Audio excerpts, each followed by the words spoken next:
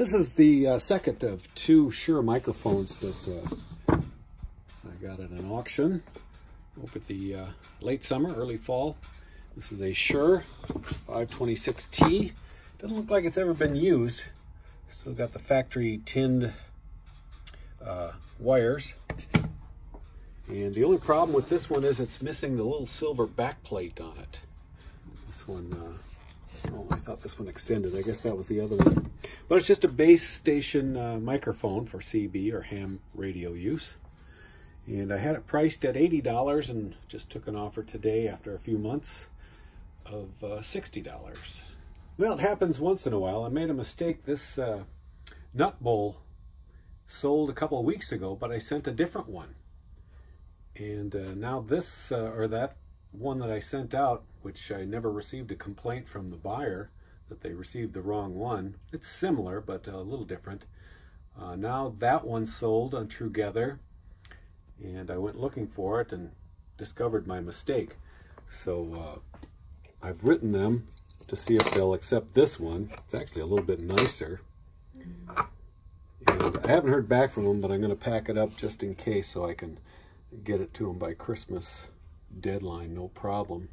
This one is made by the Ozark Walnut Ware Company. And this sold for $30. This is a Technics turntable. It's a model SLD 202. And this has a automatic return system and is pretty much a generic run-of-the-mill Technics turntable. There's a Audio-Technica cartridge on it.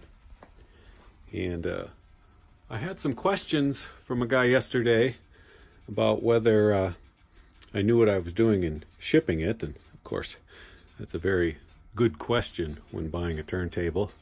And after assuring him, then he came back and wanted to know if I would take $125 for this. I have listed for $170.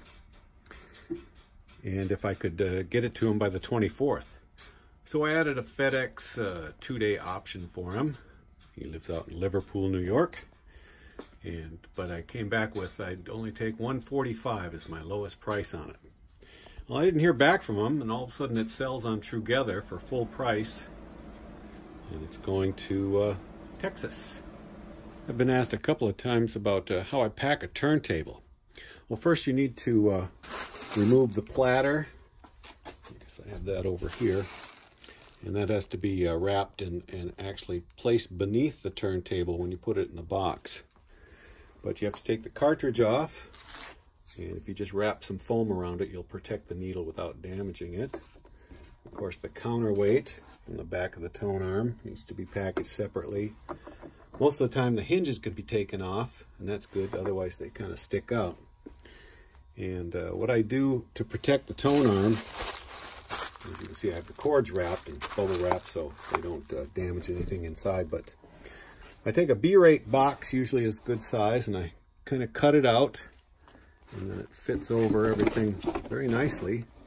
Use a little of this painter's tape to hold it down to the turntable base. Wrap it all up in paper and then foam. And usually it gets double boxed with a lot of styrofoam padding to make the trip. And well, probably for the last 4 years, I haven't had any damage complaints on any of the turntables I've sold. I wrap in some foam sheeting, and then I always use this real thick styrofoam, if that will prevent any weight that's on top of it from crushing it or cracking the dust cover. And then the turntable platter and platter mat, just wrap it up like that, and that'll go in the bottom of the box. Another Marantz amplifier. This is a model 2226B. The 2200 series of Marantz amplifiers, the last 2 digits are its wattage output per channel. Being 26 watts per channel, it's kind of a small one, but Marantz are always great sellers. And I acquired this literally for a box of albums. I collect albums over the summer at garage sales when I can get them real cheap, and they're, you know, titles that I recognize, not junky titles. And he answered my ad looking for stereo equipment and Said he was more into albums than cash. So I brought the albums down, probably about 25, 30 albums. And he offered, I was willing to put in cash for this because it's in such nice shape, but he did an even swap. I did have to replace some of the panel lights, so I replaced them all with LEDs. And was able to sell this for $400. Another of the Simpson panel meters sold. These are brand new in the box, old stock. Picked these up at a auction a few months ago. Kind of a farmyard type auction. Everything was outside. They pulled it all out of the barn. And lots of cool equipment. But I didn't know that these were going to be such big sellers. I've sold probably a dozen of these. And I could have probably bought 50 more. But in the heat of the battle of auction, I only got about a case of these. This sold for $20. This is an original Zenith Space Commander. This is a Model 600 remote control. The original clicker, this is where the term clicker came from. You can see in there, there's 4 tone bars, each one emitting a different tone that the TV would then pick up and know what to do as far as relating to the controls. I once had a TV, I don't remember if it was a Zenith, but the TV, if you turn the channel from off to the next channel, the TV would turn on. But I found out that by jingling my keys would also turn the channel. It was just, again, controlled by sound. And it's got a few, age-related patina, everybody's favorite word to use when something is distorted like this. And I happened to get $40 for this. This is a Tammy doll, MGB. I think that helped me sell this for $35, is that I knew what kind of car it was. I used to own an MG, actually several MGs over the year, but this one has some problems with it. It's got this little part broken here, the steering wheel's broken, it's got a hole in the tail light, but still has value, $35, and it's going to England. This is a Ferrari workshop diorama. I've sold some of these dioramas before and people seem to like them. I'm willing to pay some money for them.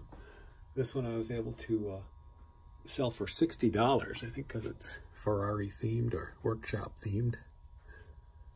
A lot of detail in there. And this was just an auction extra. And again, this sold for $60. Another couple of books that I had no idea about. They looked interesting. That's kind of how I choose books, whether or not they are old and interesting. Fireflies and Gitanjali. If you can see that. Both by the same author, Rabindranath Tagore. Sounds like a old king from Game of Thrones. Anyway, these 2 hardcover books, I matched up because they're the same author, and they sold for $40. This trucker hat, I'm not actually sure what it represents. KFC, I know it's Kentucky Fried Chicken. Perhaps they had some sort of TV special. Sorry, it's a foam front traditional and quite old. Barely make it out. And made by Civic. But this hat sold for 20 bucks. This is another auction lot acquisition that I almost just tossed. It's a Porsche 928. It's a telephone. It's kind of yellowed from age a little bit, but it still works. So I thought I'd toss it up there, and after about 2 months, it sold for 20 bucks. It's Wednesday morning, December 26th. A couple sales over the past couple days. This is a Penguin ice or warm server. I'm sure everyone is familiar with these. This one happens to have the wood handles. It sold for $30. This is an Arizona brand denim jacket, and this one's a little different. It's thickly insulated and it's reversible. has buttons on both sides. And I received a best offer of $30 for this. I had it priced at $40. Flip number digital clock, and this one actually has the day of the week on it as well. I've got 2 of these for sale, and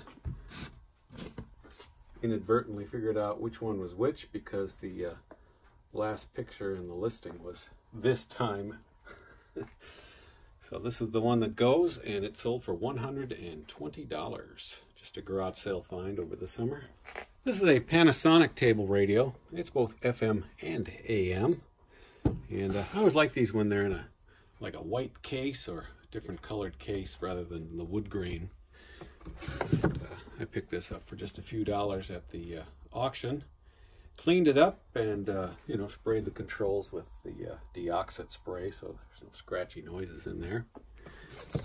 And no cracks or anything on the case, so put this up for a big price of $80. And after a few months I put best offer on it, and yesterday took a $60 offer for it. This is a unopened 12-inch vinyl LP of the Statler Brothers singing country symphonies in E major.